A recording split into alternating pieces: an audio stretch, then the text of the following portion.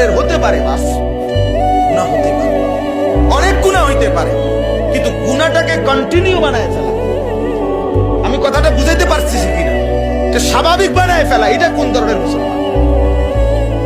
গুনাহ হইতে পারে, অপরাধ হইতে পারে, পাপ হইতে পারে, একটা গুনাহ পাহাড় পরিমাণ হইতে পারে, একটা গুনাহ সাগরের ফেনা পরিমাণ হইতে পারে, একটা গুনাহ অনেক কিছু হইতে পারে, কিন্তু গুনাহকে স্বাভাবিক কেমনে বানায়?